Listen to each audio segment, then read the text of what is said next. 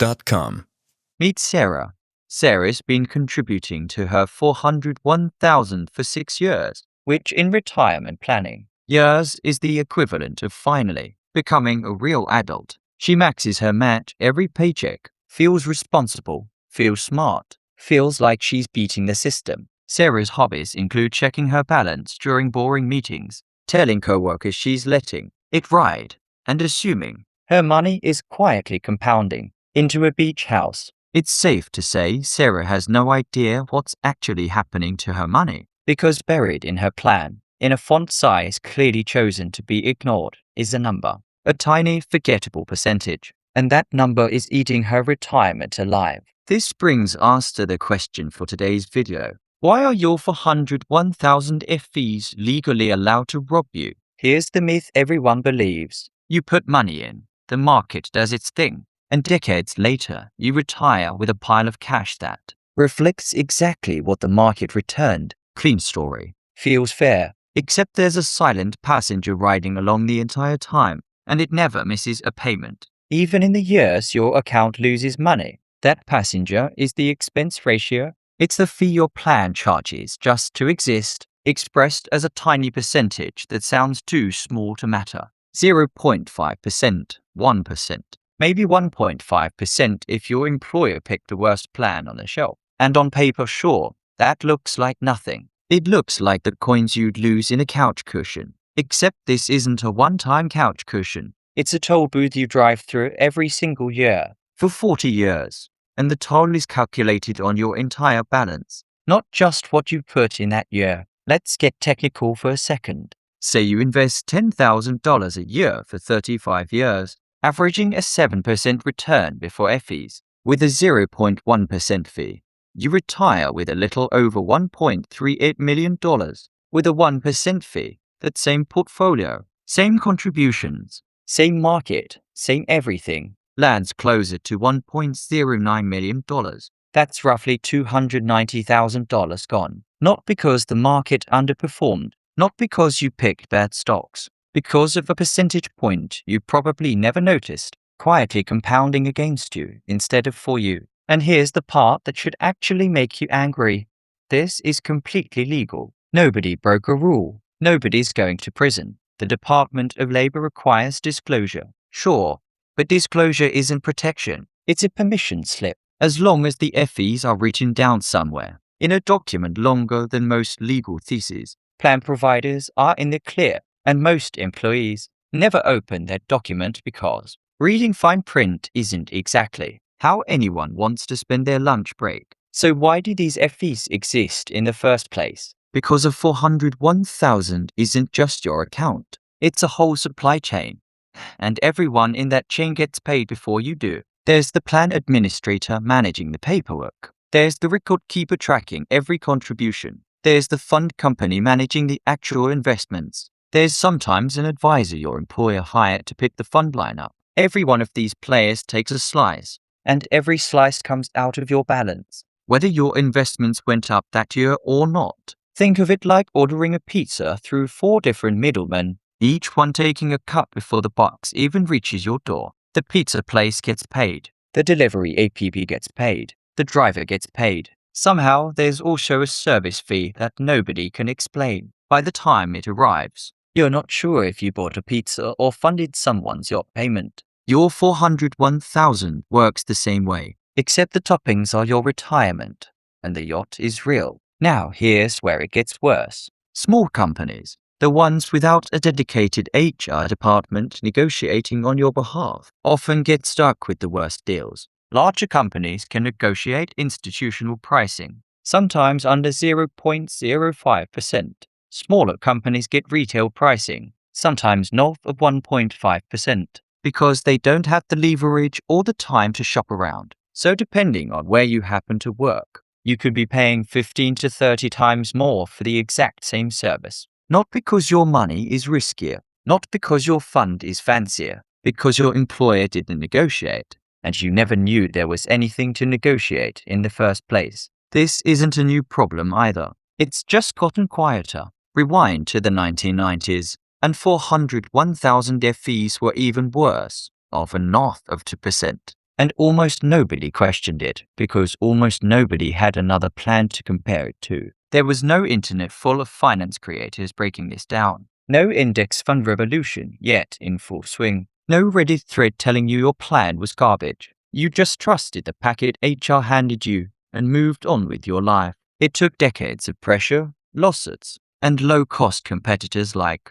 Vanguard undercutting the entire industry before average FEs even started drifting down. And they have drifted down. The average 401,000 fee today is lower than it was 20 years ago, but lower than terrible still isn't good.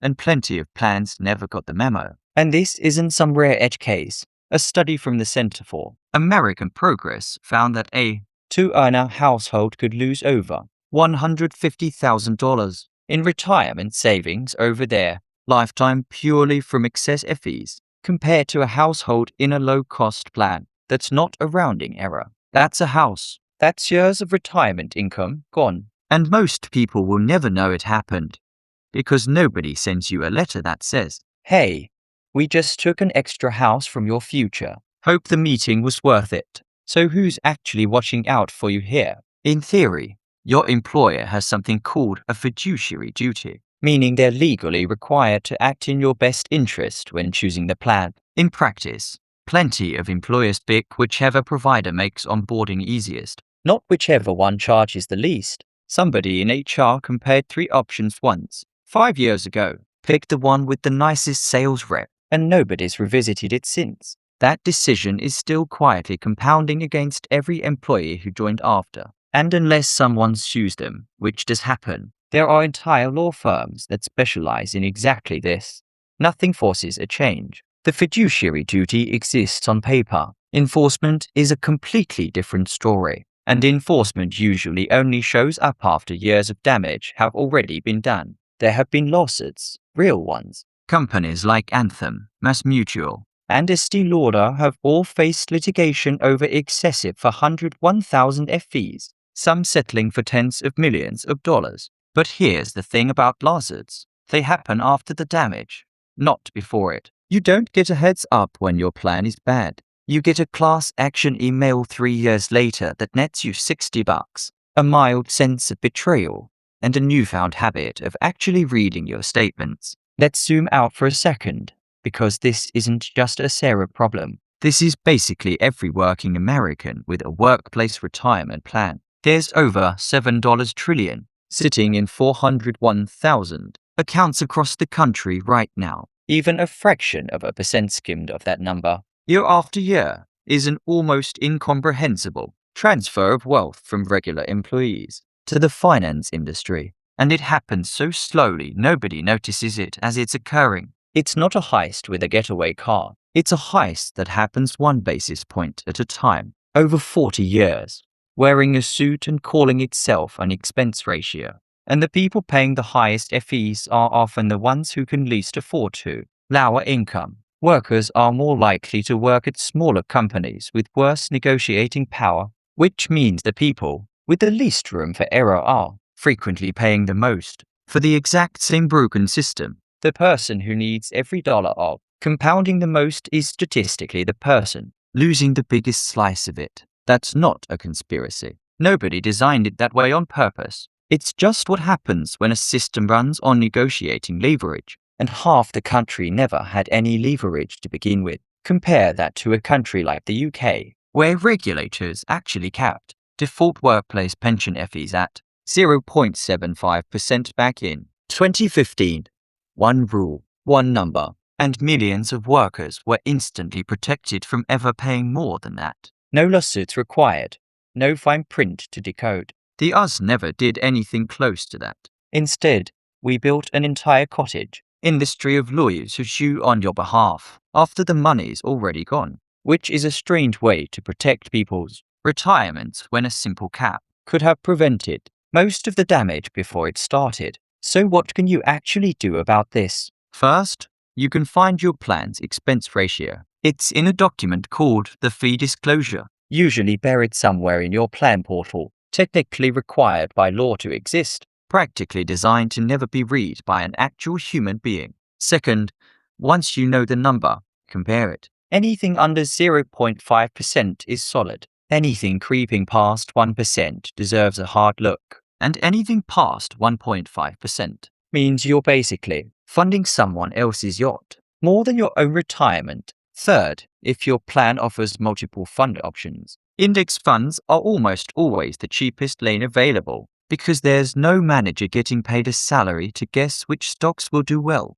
The fund just tracks the market and gets out of the way. And if your plan is genuinely bad, and some are, the only real leverage you have is contributing just enough to get the full employer match, since that's still free money and mathematically worth taking no matter how bad the FEs are, and then putting any additional savings into an II where you actually control the fee structure directly instead of whatever your employer happened to sign up for in 2016. If you really want to make noise, you can also ask HR directly what the plan's expense ratio is. Most people never ask. The ones who do occasionally get their company to switch providers, because it turns out companies don't love admitting out loud that they picked the expensive option and never checked again. Here's the uncomfortable truth under all of this. The system isn't broken. It's working exactly as designed. Every party in that supply chain is legally getting paid for a service.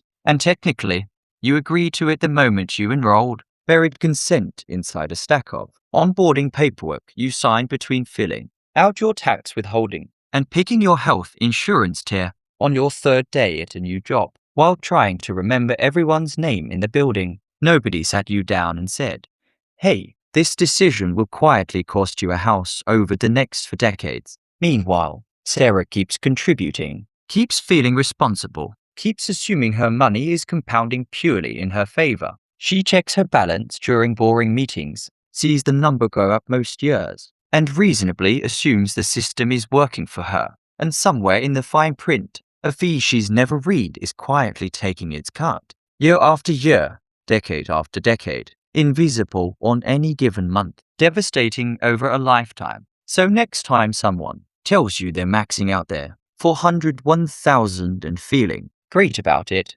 just remember, feeling great about your retirement plan and actually having a good one are two very different things. One of them feels good today. The other one determines whether Sarah retires at 65 or 75, and only one of them shows up in your fee disclosure.